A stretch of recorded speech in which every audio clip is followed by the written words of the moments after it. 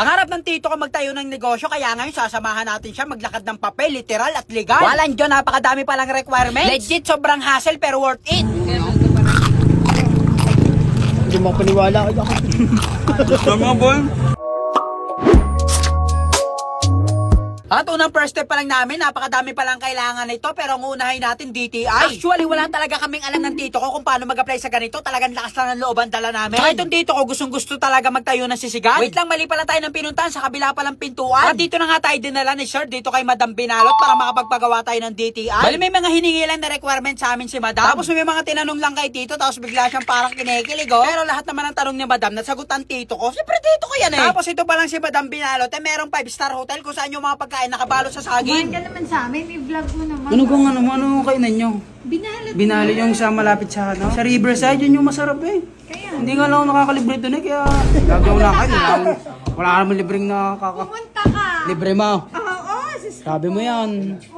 At ayun na nga, meron na nga tayong DTI permit para sa negosyo ng tito ko na food stall. Hoy, atay kita sa amin. Kumain ka sa Sabi, binalot. puro negative sasabihin ko daw. Magkasundo na tayo. Lahat ng negative sasabihin ko. Di ka, bossing? Para mag-viral tayo. Paano tayo mag-viral niya? At ang mga naman namin pinuntahan ni Tito itong sanitary permit para malaman din namin kung anong sunod namin na kukunin at kung ano pa mga kailangan. Pero pagdating naman dito sa DTI, goods na naman daw tayo. At may binigay nga sa amin na listahan. Ito naman yung kakailanganin pagdating sa medical. Saan tayo ngayon to? Ano? Emergency? Emergency? Bakit kami emergency? Kasi may mga kailangan pala sa ganyan. Kailangan ng sa ihe, sa tae, sa hepa. Tapos ano pa isa to? Drug test. Sa chest ray. Ito ba? Oo. Drug test, wag na. Kahit okay lang yan. Kaya pumunta na kagad kami dito sa emergency. Kaso lang, marami pala silang kulang dito. Pero meron naman daw sa kabilang highway which is nag-o-offer na mga hinahanap namin. Kaya tinawid kagad namin dito para makita ito. Nalaman na natin kung may tama tayo. Think positive lang. Wala yan. Trust Lord. Trust Lord. Are, sa mga drug test, positive lang lagi isipin mo. Huwag kang mag-isip na negative sa mga hepa.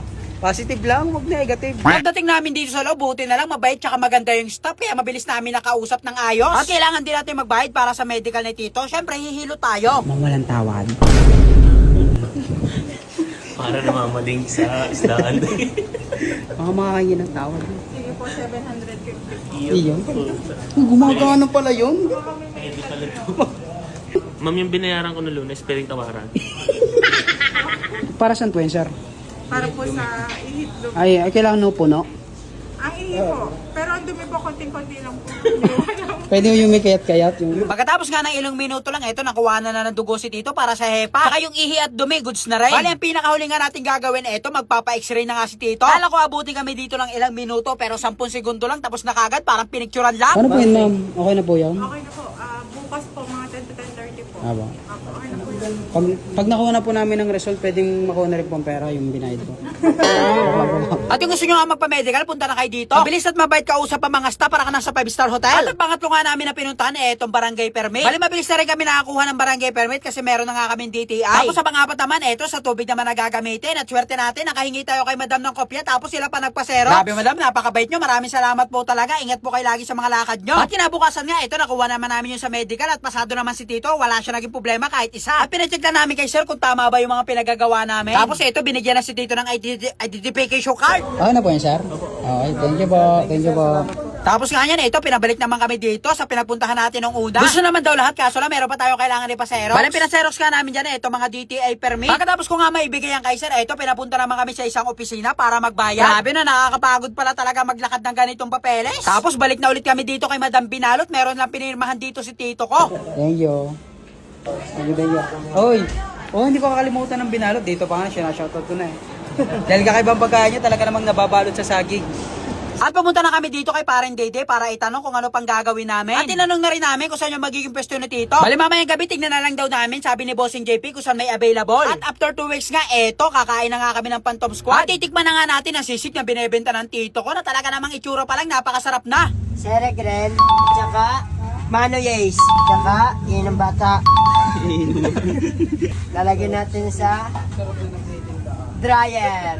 Dryer? Okay. Ito nga pala guys, ang aming sisig. Tikman nyo na ako. Bali, pinsan ko nga pala yung nagtitinda dyan, kaya medyo makulit talaga yan. Sabi yung sisig nila, itsura pa lang, talaga nakakatakam na. Kaya pinatikim ko na kagad kay Parang Renz para malaman naman natin kung anong lasa. Ayaw, solid. Solid.